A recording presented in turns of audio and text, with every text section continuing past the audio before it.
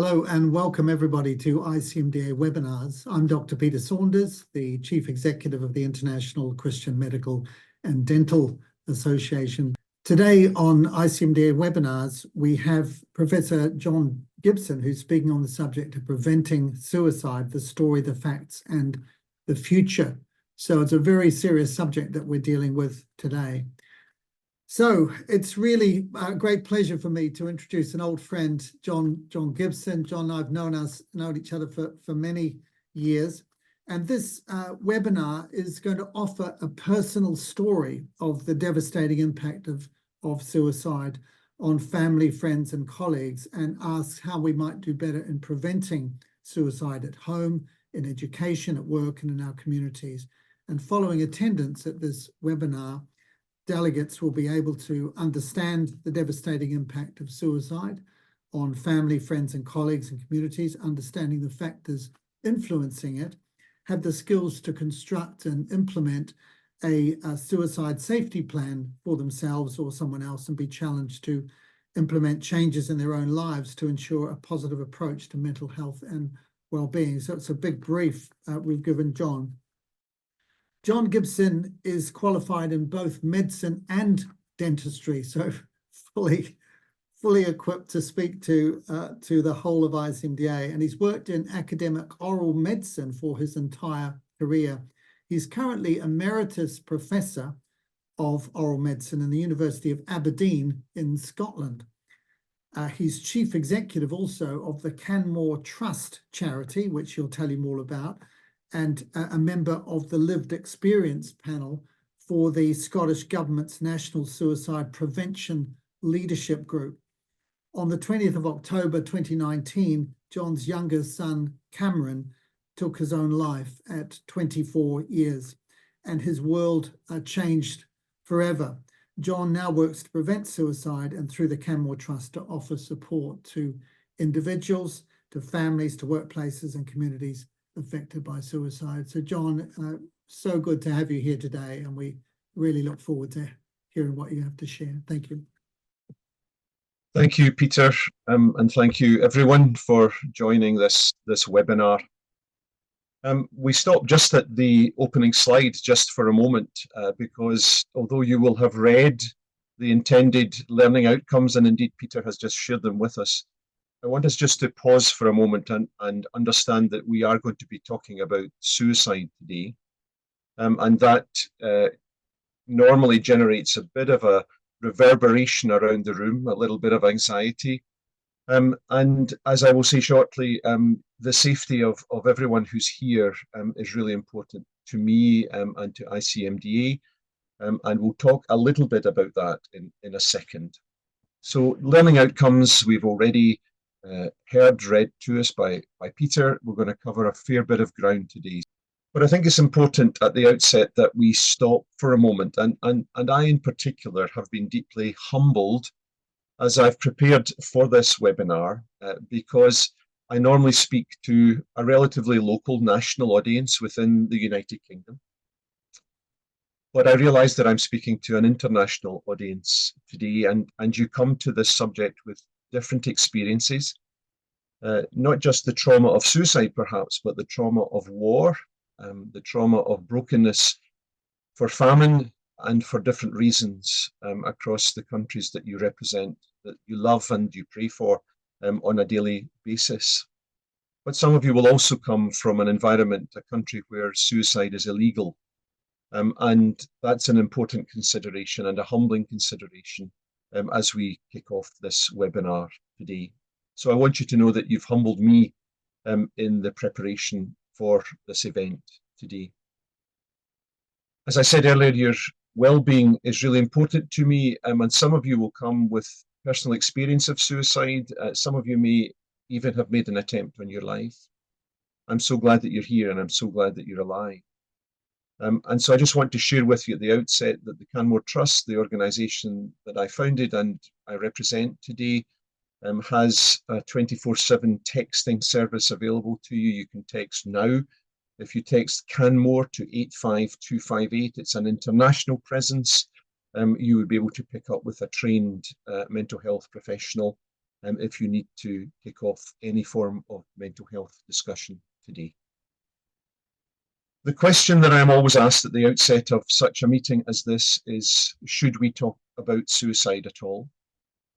And for some of you who are parents in particular, you may know there's an international debate going on about the reality of speaking about suicide in particular within schools, colleges, and universities.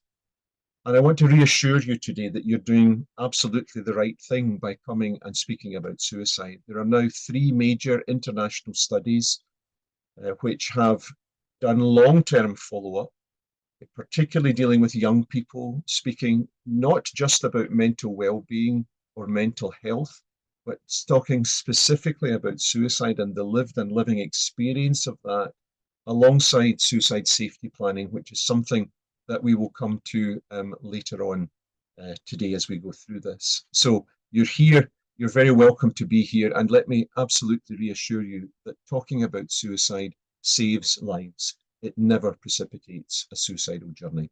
So you're here and doing the right thing today.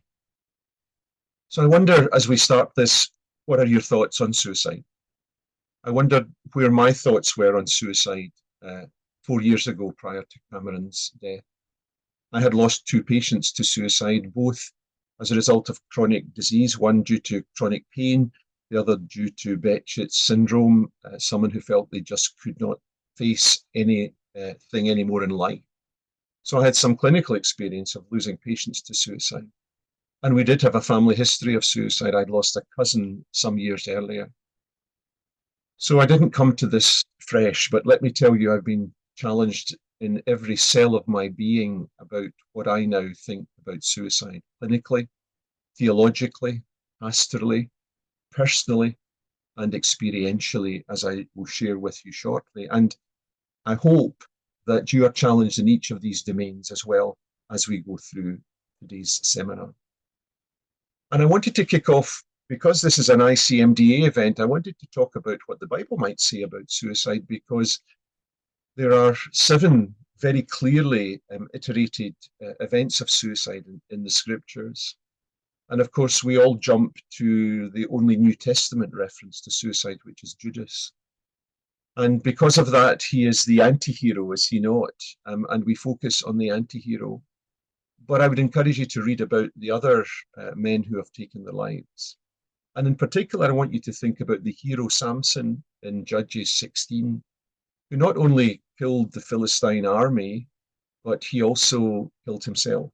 He voluntarily took his own life. He committed an act of self-harm. He took his own life. And so I wonder, as you review these scriptures, that you might, as I have been, be deeply challenged about what suicide is and what it isn't within the context of scripture. So let's for a moment understand the devastation about suicide and its effects on family, friends, colleagues, and our communities. If we deal with doctors, first of all, and most of my data is in a westernized UK context, but doctors are struggling at the moment in the UK. We have a large number of clinical staff contacting the Canmore Trust in distress. And here we are from Doctors in Distress, a fantastic charity looking after the welfare of clinical staff in all domains, including dentists, telling us that 80% of UK GPs have reported being stressed, anxious, or depressed, not just on an intermittent basis, but on a regular basis. 1 in 4 GPs had heard of a colleague taking his or her own life, and just under 50% of UK GP practices have lost colleagues from their workforce due to stress or burnout. And then we come to dentistry, and we see this survey published in May 2022 across a large number of dental workforce questioned. And this, of course, is at the tail end of COVID, and we understand that COVID has had a significant impact and continues to have a significant impact on healthcare staff. The staggering figure that 1 in 7 of our UK dental workforce had considered taking their life during this survey period. 1 in 7. And if you're like me, you're more visual in your understanding of things, that's 6,000 people. Imagine for a moment that 6,000 of our NHS workforce walked out on us and never came back again. That is the challenge of suicidality. 23% had sought help for their mental health issues, and the 50% in brackets is a very important 50%, because even of those who have sought help, only 50% felt that it was of any value to them whatsoever. 2/3 considered that their mental health had worsened during the survey period, and nearly 2/3 felt that relationships either at home or in the workplace had suffered as a result of the COVID pandemic. And then we come to a really interesting study from Australia, so flipping from the UK right down across the equator to the land of Australia. And we find a really interesting paper there about factors associated with suicidal ideation and suicidal attempts in Australian dental practitioners. And we find there that one of the greatest risk factors for suicidal planning is severe psychological distress, but also a previous attempt on suicide. And so maybe this is learning point number one today, that in our history taking from patients and in our discussion pastorally and with friends and colleagues, asking the question about previous suicidality is a really important determining feature. So let's not shy away from asking, have you previously thought about or planned to take your life? Because as we will see shortly, that is the major determining factor in suicide behavior. And then we jump across to the United States of America, where they graciously offer us a league table of professions with the highest suicide rates. And these are replicated largely across the world, where doctors, dentists, and veterinary surgeons, along with nursing staff, are overrepresented at the high end of this frightening league table. Doctors, dentists, veterinary surgeons, and nurses overrepresented. And we ask ourselves why that might be. And we'll come to that just shortly. What is suicide, ladies and gentlemen?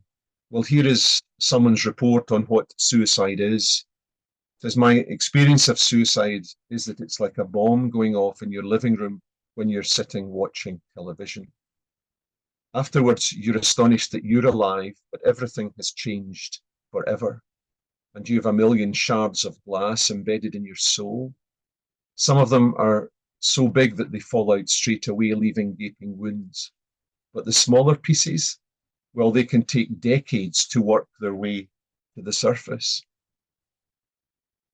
And then, as Anne Grace Shinen has put it in this beautiful piece, suicide doesn't end the pain. It lays it on the broken shoulders of the survivors. And maybe this is take-home message number 2, and it will be a challenging take-home message for all of us. And that is that suicide is not about wanting to die. Suicide is about wanting to end pain. Let that rest in the room just for a second. Suicide is not about wanting to die. Suicide is about wanting to end pain. And so the literature makes it quite clear that if I had 100 suicidal men and women in this room today, and I said to them, you have two choices. I can allow you to take your life, or I can give you a tablet which would take away the emotional pain that you're experiencing at the moment. 99 of those 100 individuals would say, I'll take the tablet, please, because I just want the pain to end. Suicide is not about death. And here's take-home message number 3, dear friends, because I'm going to ask you to change your language when you speak about suicide, because traditionally we've talked about committing suicide. Committing refers to an illegal act. As I said earlier, some of you are watching from countries where suicide is still tragically an illegal act. So we're not going to use the word commit suicide anymore because it's an offence to the suicide community. Instead, we're going to talk about dying by suicide or taking his or her own life. Dying by suicide or taking his or her own life. And just for a few moments on Cameron, as Peter told you earlier, our son Cameron at 24, a young veterinary surgeon, died by suicide on the 20th of October 2019, just 4.5 years ago. Cameron was a happy-go-lucky man, a lovely man, a deeply committed sportsman, a runner, kayaker, a mountaineer, with a deep love for the large animal practice that he was part of as a veterinary surgeon, the job he'd always wanted to be. There was no history of psychological distress, and he left no note. He had a huge circle of wonderful friends and colleagues, and Cameron's death is, for us, a total mystery. It has completely blindsided us. It has completely taken us out as a family, and struggling with all of the understanding of that has been a deep challenge over this last while. I wonder on the journey if I thought that our grief might somehow fit this Kubler-Ross grief curve that everyone talks about. And of course, this was never designed for this kind of grieving, but I thought it might at least follow a logical pattern of denial and anger and bargaining, depression, and then acceptance, 5 logical steps and stages. How wrong I was, because suicide grief is unlike anything that I have ever encountered, and I've encountered a lot of grief in life. This is something quite different. And can I just emphasize to you as clinicians, and maybe as family members if you have encountered suicide, that anger is a major part of the grief journey. That anger has to sit somewhere, and unfortunately for you as clinicians, it may sit with you. And I'm going to encourage you, here's take-home message number 4, not to fight that anger, not to write angry letters back defending yourself, but just to accept that that anger is going to be placed somewhere, and now it's you, and just let it blow away in the wind, as it will do eventually, and you will have helped a grieving family move on their journey. Let that anger sit a while with you or with whomsoever, a really important part of the grieving journey. Well, what about me? Here was I, 8 months after Cameron died, thinking that as a family we were making some progress in our grief journey. And then I had a catastrophic moment when I too made an attempt on my life 8 months after Cameron died. And I look back on that now and I feel like I'm looking at a different person, but it felt logical and it felt the right thing to do. I felt almost as if I was being driven to release my family from yet further horrors that I was experiencing. And that's been a tough journey of psychiatric care for 4 months, and then back to a place of relative stability. And what then happened for me was that I realized that there was a 6th stage to grieving. And David Kessler, in his amazing book, if you want to read more about grieving and suicide, read his book, Finding Meaning. David Kessler challenges us throughout his book to find meaning, and I could not find and cannot find meaning in Cameron's death. But in the final 2 pages, he asks to substitute the word purpose instead of meaning.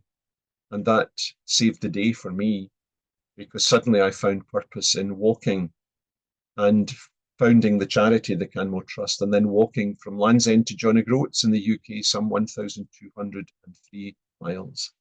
And so finding that meaning was difficult. Finding purpose was a remarkable thing as we drew more and more families from the suicide community together as they too found purpose. Yet every day I'm challenged by the reality of Cameron's death and wonder about what warning signs we missed. Few doctors in the family, what did we miss? And so we need to consider then what are the factors influencing suicidal behavior. But first of all, the shocking statistic, because I couldn't give you all the statistics for all the countries that you represent. But I can tell you that there is 1 suicide every 40 seconds. That's not a mistake on the screen. 1 suicide every 40 seconds across the world. And the sociologists tell us that 135 individuals are affected by each of those suicides, directly and catastrophically impacted. And in the UK alone, although we don't have formal or official data on this, there are some 500,000 attempted suicides every year in the UK. A phenomenal figure. So let me then talk about prevention for a second. And I'm going to ask you to think a little bit about shifting your language again. So maybe this is take-home message number 5. And that is that suicidal ideation is very common.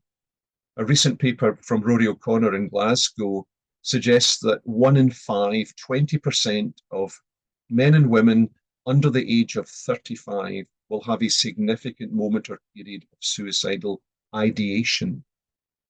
And so that is actually pretty commonplace, but quite different from suicidal planning.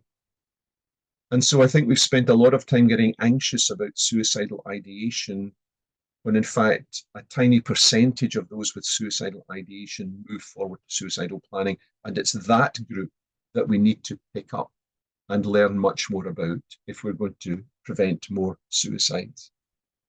And so for the next couple of slides, we're going to talk about the contributory factors to suicidal thinking, and then challenge that with the contributory factors to suicidal behavior, because each is quite different. So dealing with suicidal thinking, first of all, you won't be surprised to know that for most people who are entertaining suicidal thoughts, that there is a bit of a biochemical storm within the brain, a bit of a serotonin challenge. But often that comes in the midst of challenge to perfectionism. And again, I wonder if that's why the clinical professions are overrepresented, since most of you listening in today will experience perfectionism in your life. And then the third bullet point, if that is then challenged with breaking of your moral code, particularly if you work in an environment where you're not allowed to work at the high level of clinical standards that you demand of yourself, then that too becomes a contributory factor. And then early life adversity, like poverty, I'll come on to that shortly.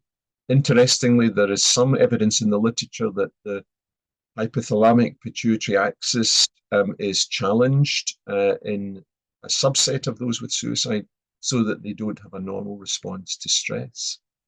And then attachment issues normally related to childhood. And so then on to contributory factors in suicidal behavior, and access to means being a major contributory factor. And that may be another explanation why the clinical professions are right there at the top of the professions most likely to take their life. But maybe not, because in veterinary practice, for example, access to means, the drug, is only the way by which 50% of those who die by suicide take their life. And so access to means is important, but it's not everything. Plans made, previous exposure to suicidal behavior in family, friends, or colleagues, impulsivity, heightened pain endurance, and then interesting concepts for those of us who come from a faith community, fearlessness about death or mental imagery about death or dying. And then importantly, as I touched on previously, past suicidal behavior. And then also importantly, and increasingly obvious to those of us who work in the suicide community, untreated mental ill health, especially bipolar disorder. And the attempts on suicide for those who have bipolar disorder, normally undiagnosed or treated, are somewhere around 2/3. And so making that diagnosis and pursuing treatment for that diagnosis is clearly a vital part of medical practice. And as my hero of the faith, Archbishop Desmond Tutu, said, there comes a point where we need to stop pulling people out of the river, and we need to go upstream and find out why they're falling in. And if you as a person of faith really want to get your hands dirty, then this is where you need to operate. It's not in the clinical domain. It's changing society. It's changing a world that is making more and more young people spontaneously suicidal and saying, I don't want to be in this world anymore. It is too broken. There's too much fighting. There's too much hatred. This is where you would want to get your sleeves rolled up and do some genuine societal prevention of suicide. And of course, what all of these studies that I've quoted so far don't mention anything about is the spiritual battle, because our battle is not against flesh and blood. And this wonderful scripture from Peter, which has astonished me since the moment of my conversion, tells me that I have an enemy that prowls around me like a roaring lion, looking not just to roll me over and duff me up a bit, but he wants to destroy me. He wants to devour me, and he wants to destroy my witness in me. And so there's a challenge for those of you who are in leadership within churches and parts of the world where we need to pray again and understand the force of prayer in protecting not just our young ones, but our entire nation.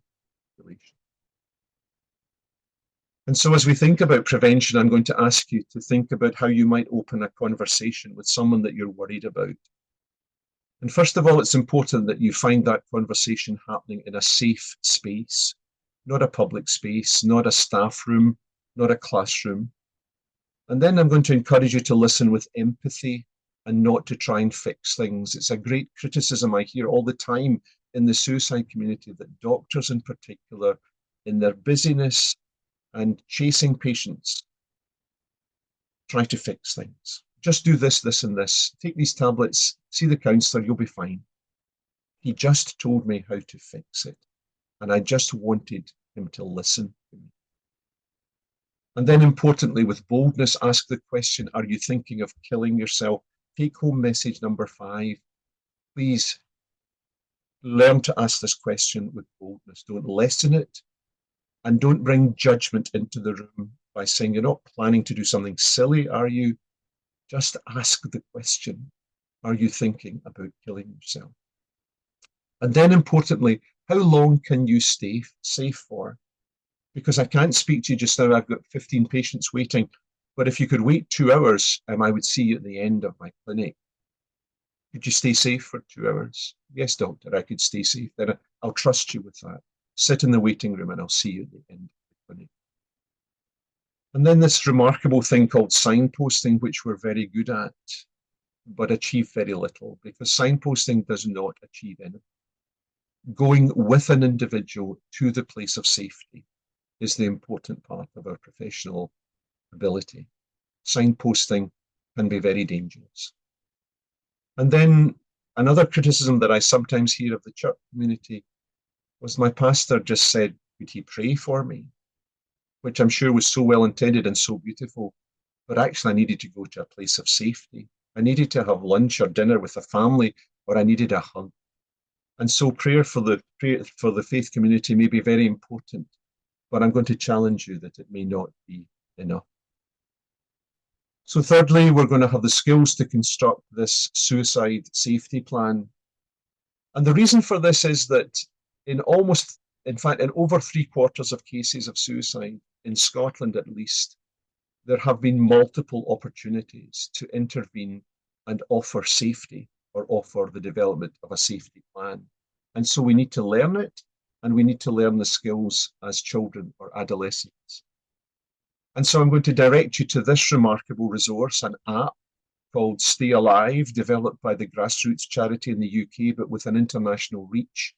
And in that app, it allows you to build the skills to develop so-called suicide safety planning with 6 major domains. So what are the signs that I'm heading into a crisis? What are my current coping strategies, and how could I augment them? What are the people and social settings that might provide distractions for me? And who can I genuinely ask for help? And if things are really escalating, what are the local, regional, or national emergency numbers that I should? And then very importantly, in the immediacy of this moment, how can I make my environment safe? And you won't be surprised to know that much of that is about getting into a place of social interaction with another human being.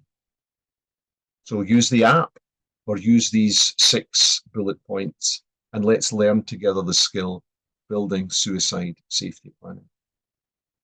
But what's also very important is that more action is needed to make our societies and our world a kinder place.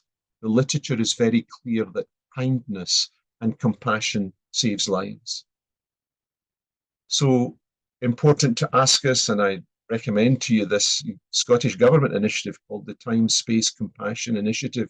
You'll find it online. And it asks the question, do I have the time to deal with the issues in front of me today? Is this the right space and the safe space to deal with what's in front of me? And importantly, do I, as a busy healthcare professional, at the end of the day, have the emotional energy to take this consultation forward and lead this individual to a safe space? Or should someone else take that? And then finally, ladies and gentlemen, in the last 2 or 3 minutes, I'm going to challenge all of us about our own lives and how we might take a more positive approach to our own mental health and well-being.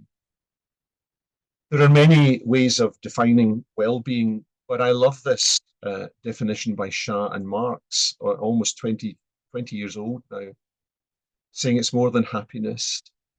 It's about feeling satisfied and happy in the context of making a contribution to the community. There's a pivotal point for us to take on board. And then we go to Ed Diener, the American psychologist who wrote the 11 pillars of well-being. And I've loved this piece of work. And I teach a lot now on this piece of work. And the first and the final pillars are really important here because as healthcare professionals, this is the mistake we make, that we build our sense of purpose and meaning into our enjoyable and fulfilling career. But Diener says that you're not allowed to do that. That's the mistake that doctors and dentists and other healthcare professionals make, because we need to find our sense of purpose and meaning outside our professional world. Because otherwise, all we do is we just keep working to perpetuate that sense of purpose and meaning within our workplace. And so we never go home, we never rest, and our families get a second best deal from us. And so Diener's work is challenging and motivational. By all means, enjoy your fulfilling and enjoyable career, but also coach the football team on a Saturday morning. Also run the scout troop on a Friday evening.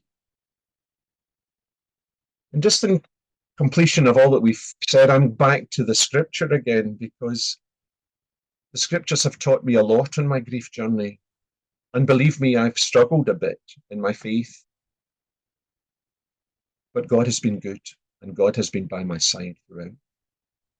And particularly in Job, and please don't think that I'm comparing myself to Job, but I've learnt from Job, because Job found the importance of a safe space, and he definitely found the importance of good friends and bad. He also found the importance of hope and purpose. And when you read those first pivotal verses of Job chapter 1, when he lost 7 sons and 3 daughters, he then moved on in his remarkable encounter with God. And the scriptures tell us that the Lord blessed the latter part of Job's life more than the former.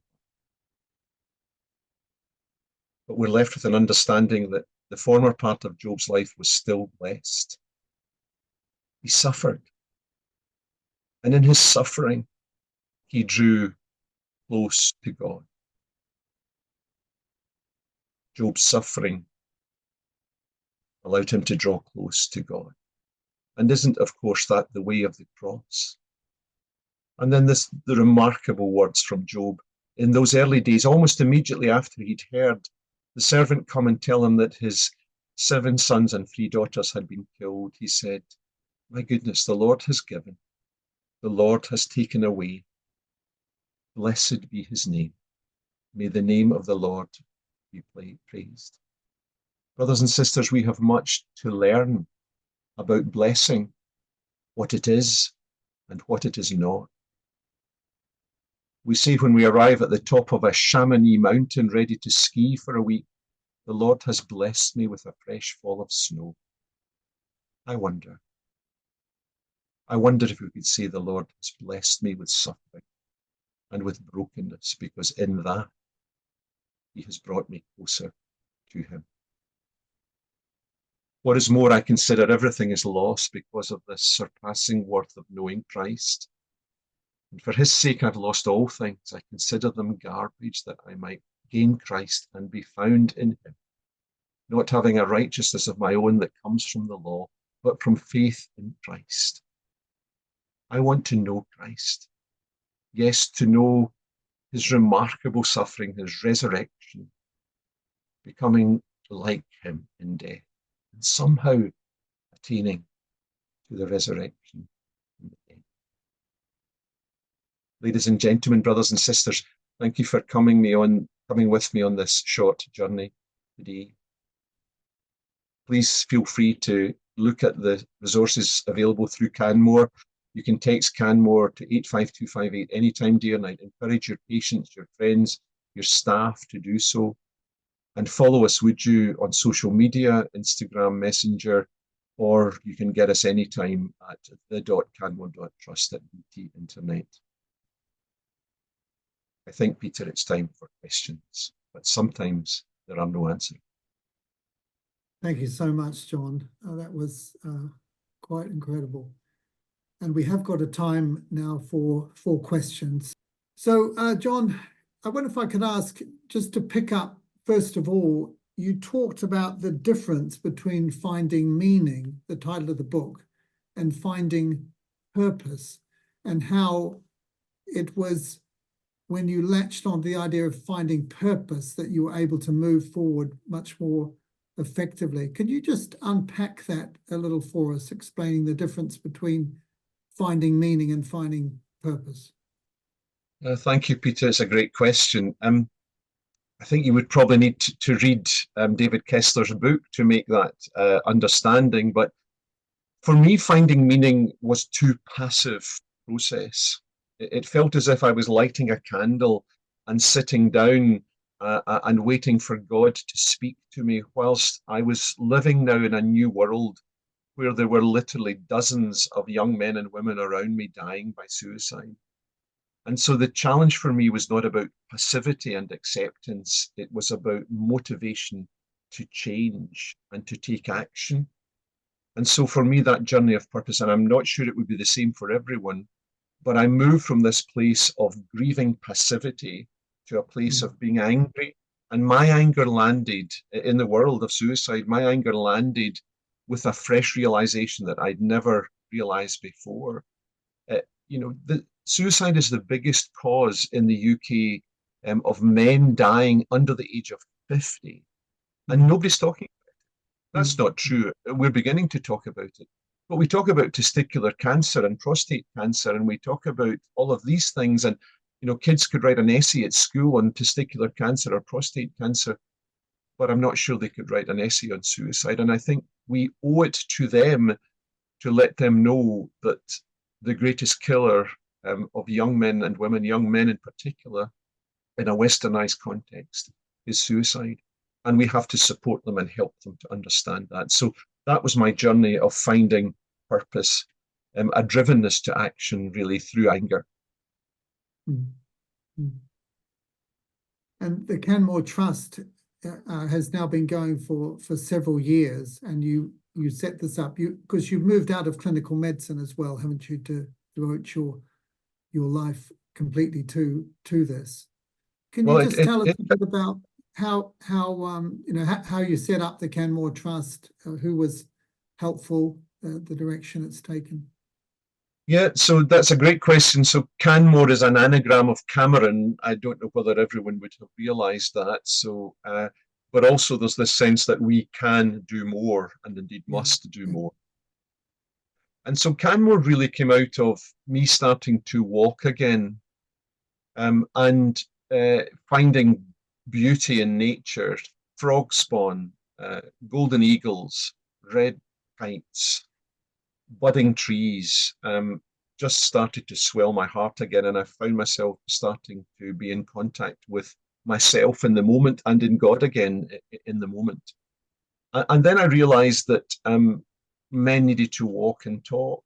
While I was walking, I came across in a pivotal moment, a young Frenchman away in the hills of Scotland, and he'd lost his father during COVID, and his younger brother had taken his life as a result of losing their father. And he and I walked together for, I don't know, maybe 3 hours that day, and we cried together and we hugged together and we spoke together. And from that, I realized that we were needing to meet to talk. And we were also needing to meet to support each other in this concept of suicide postvention. And I guess in that moment, the Canmore Trust was born. And so we now put ourselves out there as a charity that wants to work with individuals, families impacted by suicide, but increasingly in workplaces, schools, colleges, and universities where there has been a suicide as well. And so sometimes that's walking, sometimes it's talking, sometimes it's silent walking, because often you can walk for many miles before a man starts to open up. But I've also discovered that men don't do well across the room from you. They do much better walking side by side, shoulder to shoulder. That's when men really want to walk and talk together. And so all of these ideas coalesced into the Canmore Trust, which we now spend a lot of our time. I'm busier now than I was ever as the Dean of a dental school. And that's both good and bad, of course. It's good that we're helping, but we need to see numbers of suicides tumbling, and we really do need to make that effort to see that happen. And with the Canmore Trust, you're obviously providing support for families that have been involved. You're doing advocacy work as well and prevention work. What sort of activities? Yep, so we are fairly good at holding our government to account and discussing situations with our politicians, both local and national. We have a national debate at the moment in the United Kingdom about our National Health Service, and there are parts of our National Health Service which are glorious and functioning wonderfully, and there are bits of it, particularly within mental health, that are really struggling. And so we're lobbying and we're working hard to try and encourage our politicians to build a much more robust system. But also, and it's interesting that I share this today because I spoke about Archbishop Desmond Tutu's comments about going further upstream, and the Scottish Government last year published its 10-year action plan for suicide prevention, and for the first time of anywhere in the world that I'm aware of, it mentions going upstream. It mentions dealing with loneliness, poverty, the brokenness of societies, and therefore it's a pretty hard-hitting 10-year plan, which will require action across all domains, action across all parts of the country, local and national. And so it's a call to arms, really. It's a call to making the country a kinder, more resilient place to allow us to start saving lives. John, in terms on the advocacy side, in terms of measures that governments can put into play, what does the evidence tell us about what is most effective in reducing suicide rates, particularly among young people? That's a really good question. And you arrive at a very pivotal time in answering that question, because so as an academic, I have spent all of my professional life as a biological researcher. And as I've come to the suicide literature, I've been deeply challenged that there's actually very little about any biological basis for suicide. And so I have encouraged government and funding bodies to look at this a bit differently, and to ask a much bigger question. Instead of assuming that suicide is a psychological diathesis, what if it's a membrane transport protein within the limbic system? What if it's that's the issue?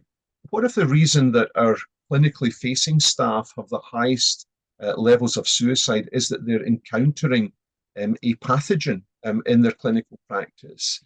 What if that's the reason? And I'm not saying that it is by any shape or form, but we need to ask a bigger question. And so one of our advocacy roles is to ensure that research broadens within the debate around suicide to find out what it actually is. And the reason that I challenge the whole issue about psychological research is not because I think it's wrong, but because we've had 50 years of psychological research in suicide, and actually we've made very little difference to the numbers of suicides in most parts of the world. And that's not a criticism of psychologists. It's a challenge to all of us to pick up a different aspect of this and see if we can answer the question in a different way. John, we've got a number of questions, as you would expect from doctors here. I think three different people have asked about the issue of assisted suicide.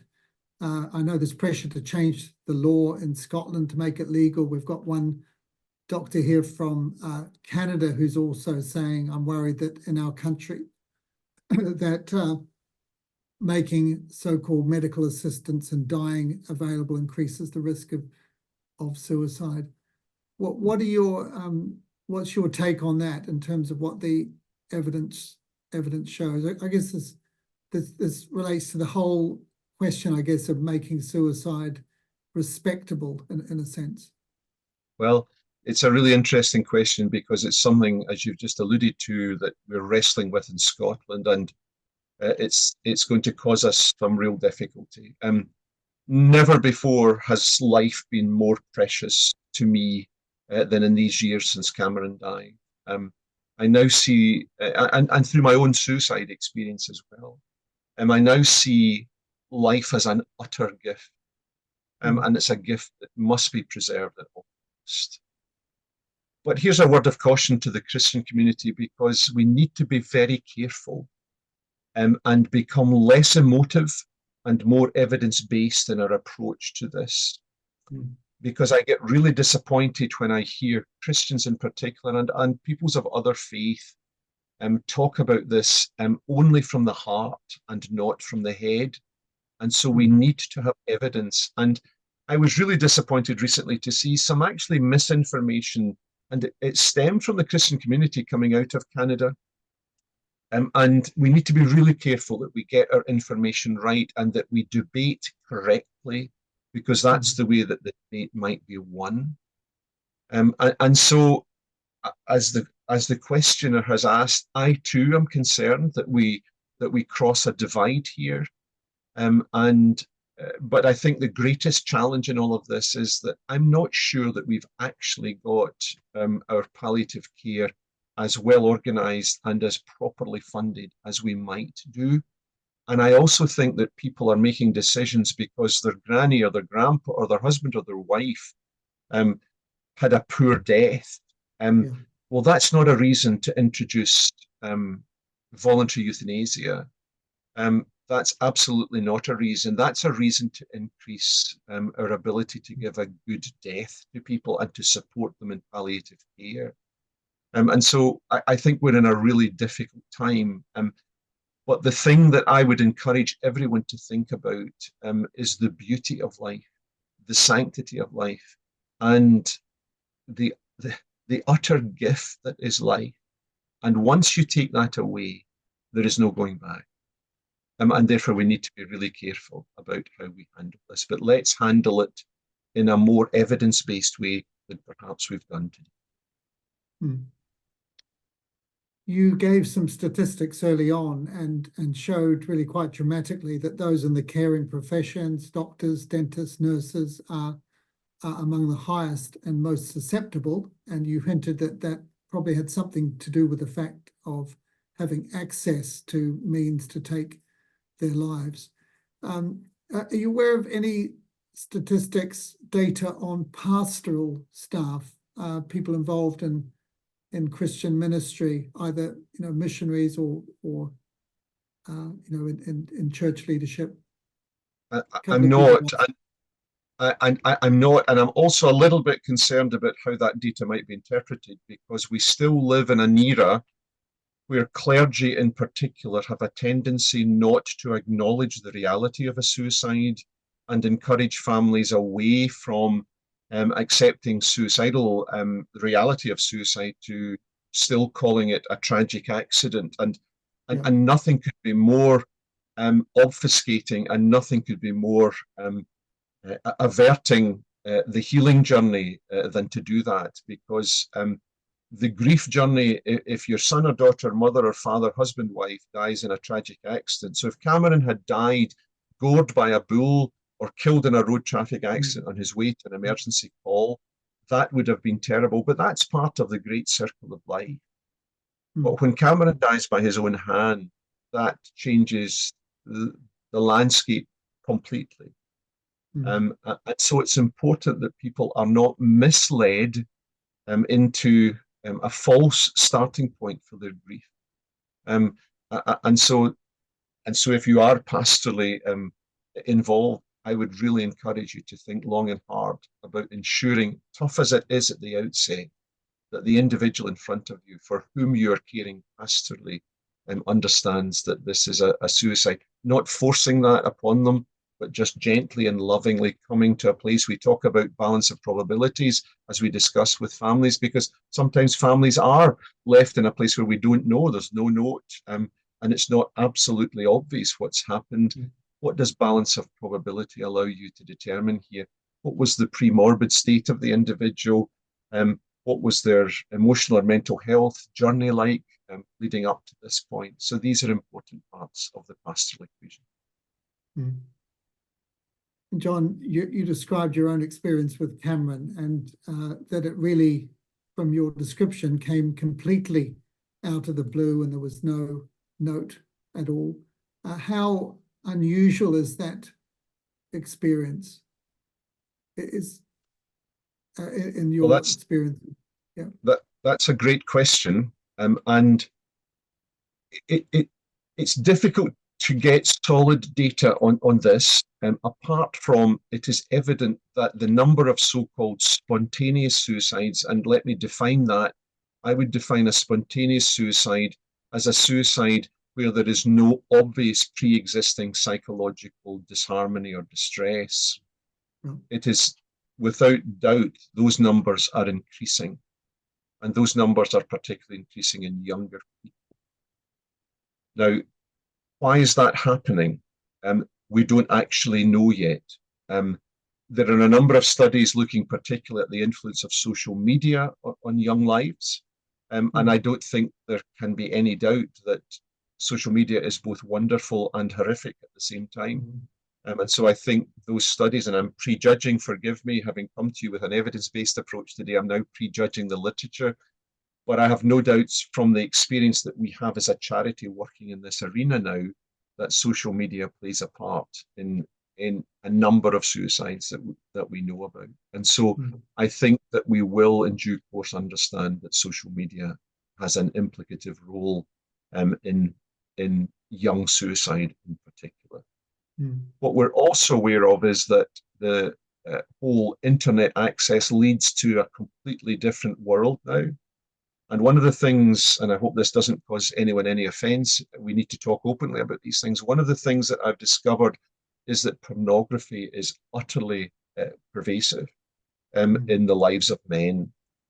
And for Christian men in particular, for people of faith, that can bring very real challenges and disgrace internally. So we're back to our slide looking at contributory factors. If you're breaking your moral code on a regular basis, that leads to suicidal thinking. And so what I would say to anyone, get a buddy alongside you. You know, if you're struggling with pornography, get a buddy alongside you, and you'll be astonished as you walk with them and say, one of the reasons I'm walking with you is I just want you to say I'm really struggling with pornography. And they'll say, well, join the club because I am as well. But just join them and walk alongside them and graciously explore and unburden the individual that you're working with. It's not a judgment. Let's bring the whole thing before God and open this up, because he's there to help us and walk with us. And so I just implore people who are struggling in that area to get a buddy alongside you, someone that you can trust, and just say, please help me. And when I'm tempted, I'm going to give you a phone and say, I'm being tempted.